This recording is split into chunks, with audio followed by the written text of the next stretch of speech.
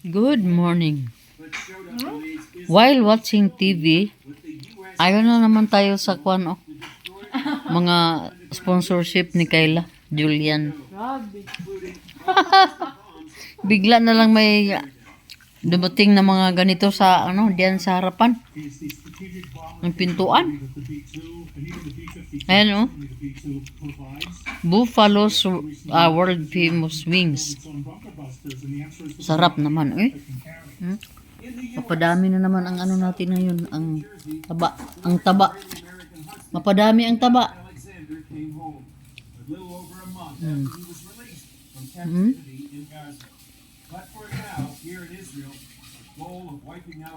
Grabe.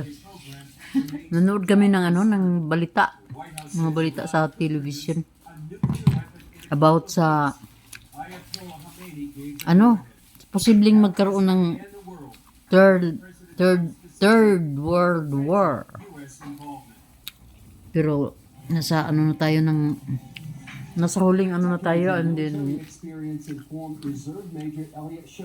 ang Diyos lang ang may niyan. About how Operation Rising Lion is proceeding. Here we are about 6 days into Operation Rising Tapos na kung nakaharbat kanina ng breakfast. Ito na naman parang brunch na naman to sa lunch natin. All military expectations, first and foremost, and I think. Hello, good morning. Good morning, everyone. Good morning, Pilipinas. Good morning, Ay, Pilipinas. labasa man ni ma. Good morning pa rin sa Canada. Ha? Kasi basa. Trupo di kailan Di ka kabalo. I don't know how. Loo, basa. Punta na yung mami kung maubala. Basa man. Punta na yung mami.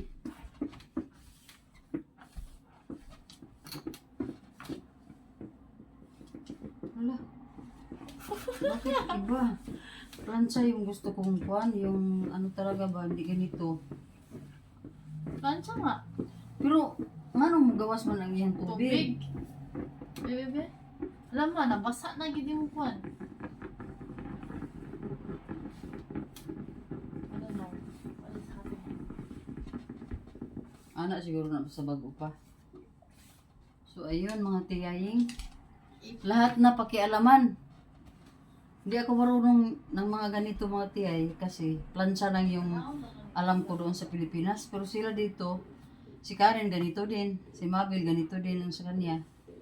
So wala akong choice kundi makialam na lang sa lahat ng mga bagay-bagay. I-try na ko ng imo dito. Sige, David. Iba kung di kayo marunong mag-operate, Marong Dili marong. mabasa. Ha? Di mabasa diha? Dili. Ning mabasa man diri sa kang mami mo nga steamer.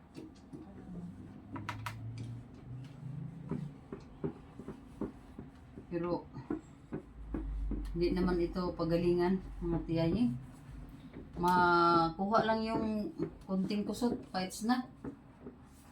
Kasi magre-ready ako sa mga mga damit ko para sa 6 days namin doon sa sa Vancouver. And then ito pa namang mga damit ko, ganito ang mga dala ko mga damit ko mga tiyaying dahil alam ko dito sa Canada malamig.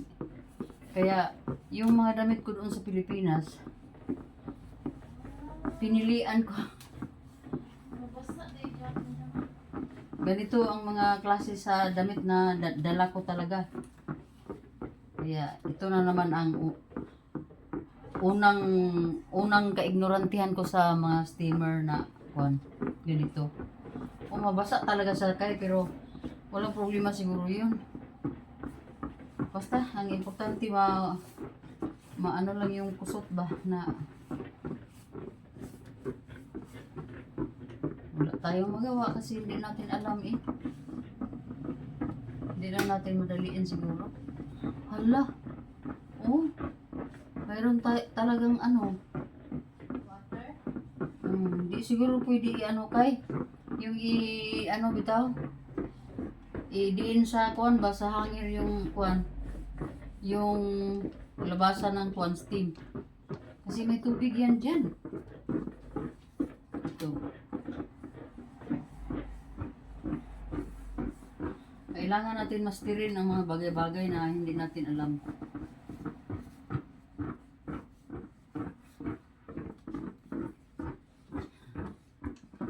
Ignorante tayo sa mga ganito mga tiyahing.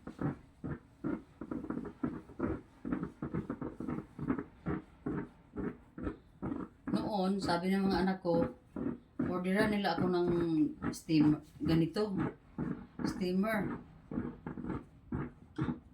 Sa Pilipinas, ayaw ko kasi ang dami kong mga, doon, plancha. Ngayon, wala na, andito na talaga ako. Naranasan ko na rin ang magka-ignorante. Oh? Diba? Yun nga ang plancha ni Kayla sa buhok. Pinakialaman ko rin.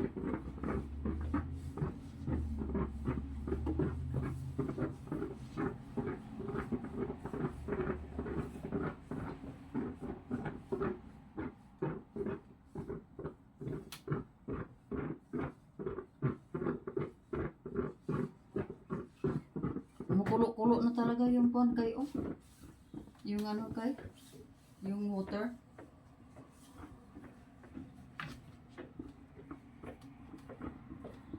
Sus, noong unang panahon, uling yung namin, plancha.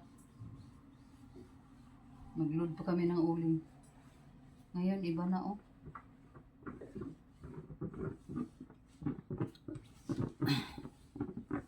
Yan mo, hindi naman ito, todo, talaga, yung perfect na perfect. Ano lang to mga tiyahin, eh. Basta-basta na lang to, eh. Oh, pero basa, oh. Basa siya, no? Nabasa ang kanang nasangir. Ugara na, eh. Ay mo, mana? Na, aw ma. Sige na, dito isabi. Pero okay naman siya kaysa itong una, na? Oh, good. Di mo gini yung mga perfecana ini. Oh, diba? Yan lang natin ganito, ah.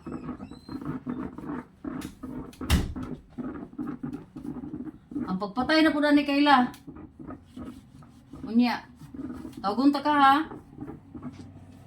Si Kayla nagmamadali kasi may mga katsat. Ganon. Hindi pwede natin hawakan dito. Mainit pala.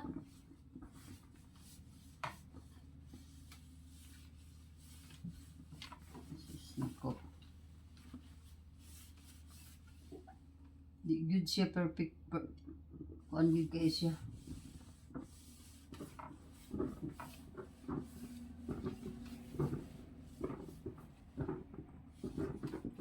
Kailangan ko itong mga damit na ito mga tiyahing malamig sa Vancouver.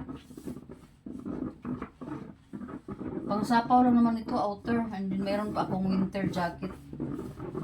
Hindi talaga gusto ng anak ko si Karen na walang winter jacket kasi hindi daw baliwalain ang lamig dito sa Canada. Kahit na daw summer, malamig na malamig pa rin.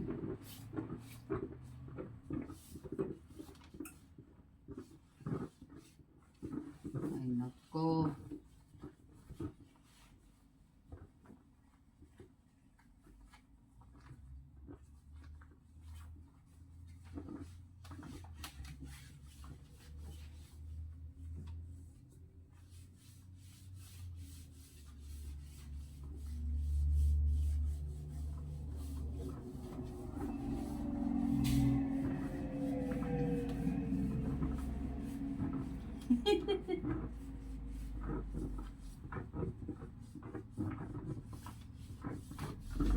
Bahala na ito mga tiay. Ay! Kung ano na to? Bakit hindi siya smooth? Yung niya? Oh? Kulang lang siguro sa ba? Meron pa atang pipindutin. Oh, ganyan lang talaga yung kuwan. Kasi ang cloth na ito mga tiya yung iba. Iba sa kanilang mga damit dito ang cloth ng ito. Makulubot talaga itong kuan.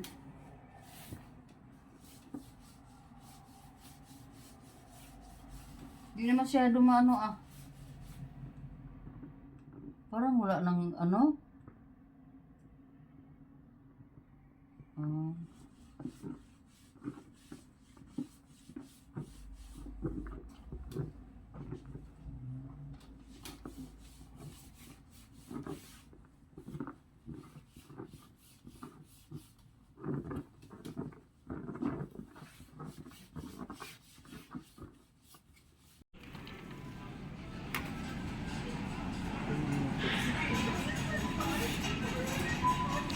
Namimili ng coffee maker. Coffee maker yan, Kat? Coffee maker. Kasi mura na ako, 14.98.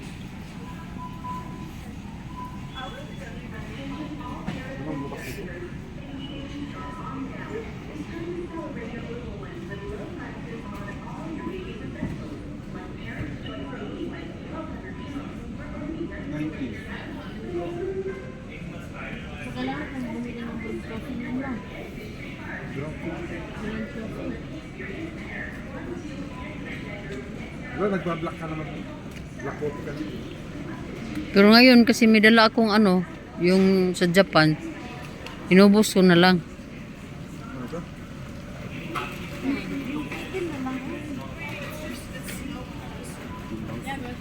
Ha? Ayun na, ay, 14 euro. Parang ganun nga yung ganito yun. No?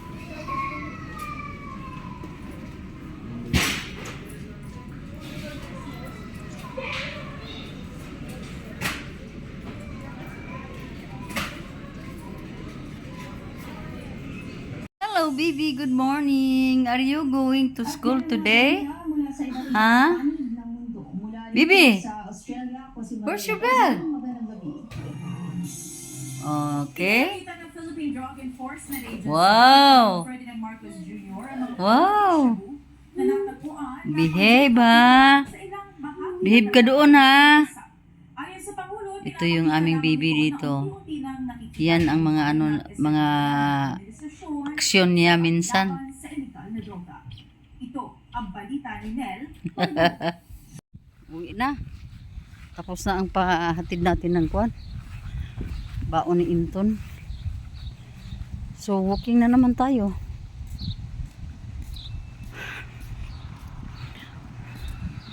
Maburn na naman tong mga fats natin kasi ang busog ko mga tiyaying. Kumain ako ng madami kanina. Breakfast. Umagang umaga. Minom ako ng kape with 2 loaves ng bread. Tapos naman, kumain na naman ng kanin at chorizo at saka tuyo at saka yun. Napadami ang kain ni Tiyahing.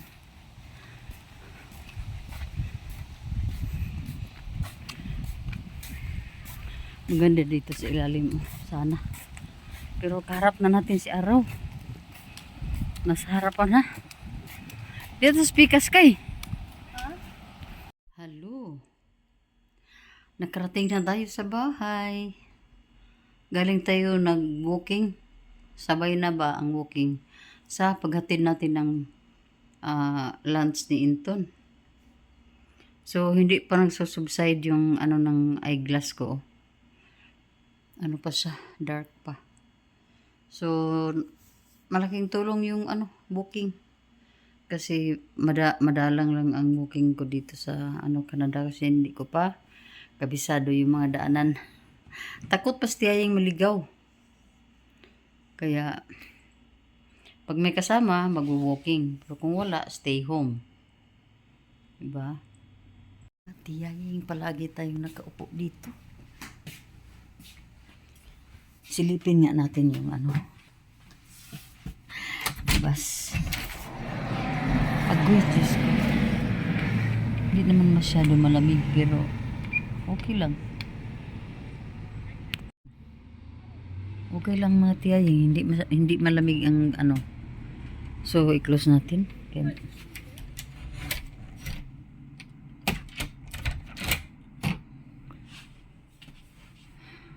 Ayan si Chapa Girl. Dito sa bahay, makalat pa. Kasi mayroon pang trabaho dun sa baba. Pero dito naman sa kitchen, okay naman kasi. Ano ko dito, mintinado ko ito dito. Ito lang magamit ng mga trabahante natin. Ayan. So, dito sa ating table, ayan. Tapos na kami naghapunan kasi ganito na ang kon, oh. Ang oras natin ay alas 8 ng gabi. Pero sobrang ano pa, oh. Maliwanag. Maliwanag mga tiyay, ng alas 8 ng gabi. Ito ang bandang likod ng bahay namin dito.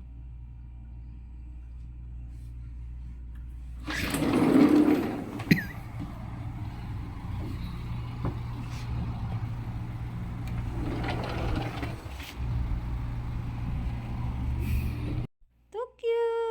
Ayan din ang isang pusa. Dalawa lang ang pusa dito, si Chapa at si Tokyo. Pareho sila may mga ano sa liig. Ayan. Tokyo boy! Tokyo! Tokyo boy! Galing sa loob.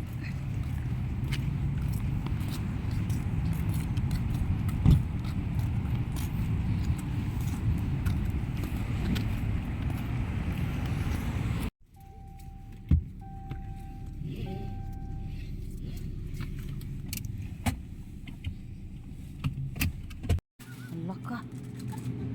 Kasala na ka, oh. Nalaglaglaga na.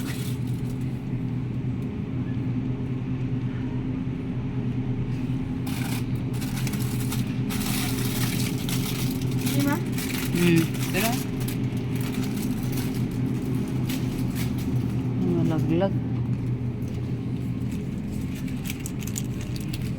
Bola ka.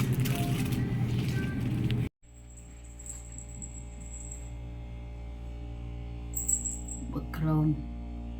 Good morning. Katatapos lang natin sa ating kape.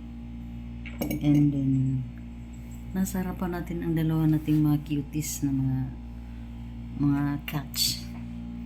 Mga pusa yan ni Karin. Yung isa, oh, tumungtong na dyan, oh, sa freezer. At ang isa naman ay dyan. Bago lang sila naglaro. Saka ko na lang sila na hagip ng kamera. Yan ang dalawa.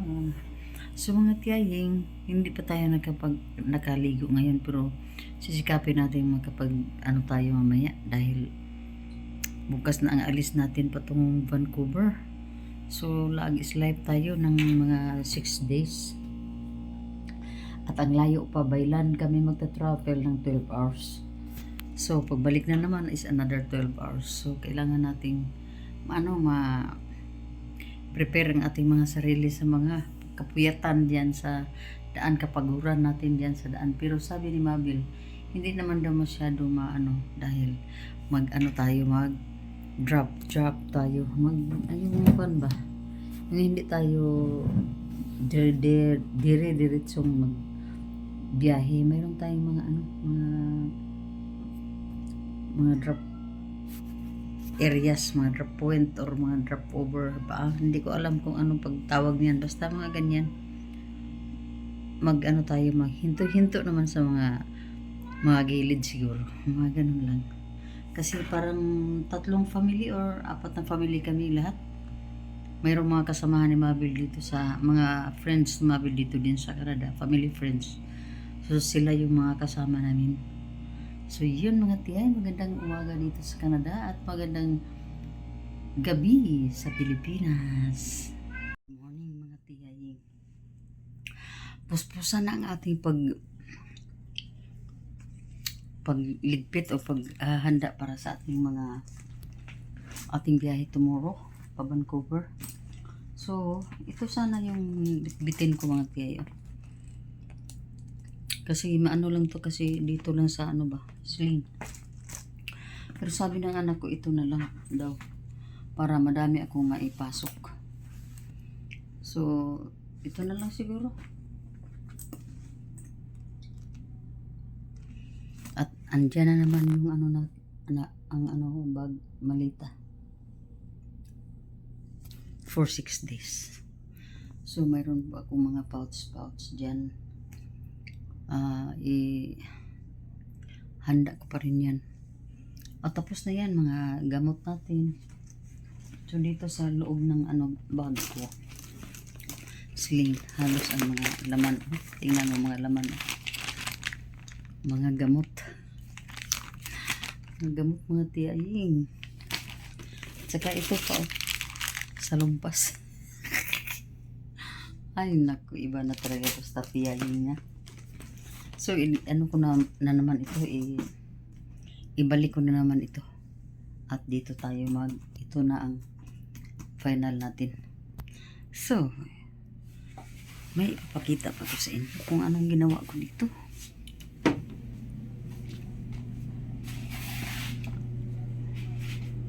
Naman naglabada si tiyaying. Ayan, tapos na ba ito? Ang doon sa itaas hindi pa tapos, pero ito mukhang tapos na ito. Hindi ko lang makita dahil madilim. Tingnan ko nga, tapos na ata mga tiyaying, kasi wala nang ano dyan. So doon na lang, yun na lang ang antayin ko. Pagkatapos ito, ipasok ko to doon sa itaas na naman para i-dry na naman natin doon. Ayan o. So ganito yung mga ano nila dito. At mga tiyay, sobrang ano pa dito, makalat. Kasi ito ang pinakasala ko. Kasi nasa basement ako. Hindi pa nga yan natapos. Ito ang pinakasala ko. Hindi pa tapos. Ito. Dito ang TV ko ilagay. Papunta doon sa ano, sa dark, very dark yan. Si budiga yan dyan mga tiyaying. Pero mayroon naman siyang ano dito.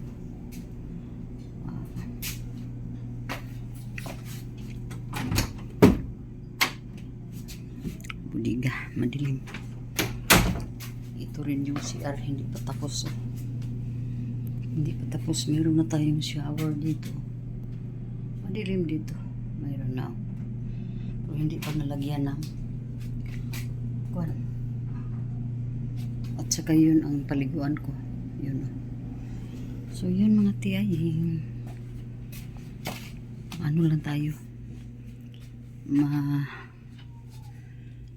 Hinay-hinay lang sa pagsalita dahil may katabi tayo diyan. So ito yung room ko mga tiyay, hindi pa fully furnished. So patuloy ang ating liligpit. Hindi pa tapos ang tiyaying dito. Ayan, labandira ang dating ng inyong tiyay. Nag-spin pa, nagdra-dry pa yung kasi kulambo ko yung nandyan. Saka ito tapos na. Pero mamaya ko naman ito kunin dahil hindi pa tapos sa itaas. So dito tayo sa hindi pala ito na So dito banda mayroong problema dito sa sa hot water, sa hot na so balik muna natin yan dito. Kailangan natin i-off yung mga ilaw dito. Ayan kasi mga tiyay dito ang tambakan ng mga bagay-bagay daming mga bagay-bagay dito, budiga. Ang sarap linisin nito dito mga tiyaying. Ang problema ko lang diba? Ayan. Ang problema ko lang yung amoy, parang dito ba? Kailangan ata ng exhaust fan. Patayin natin. Kasi pag walang exhaust fan, papasok sa loob. Papasok dito ang mga amoy. So yan ang mga pang winter jackets. Balikan na lang natin ito mamaya. Kalat, kalat, kalat.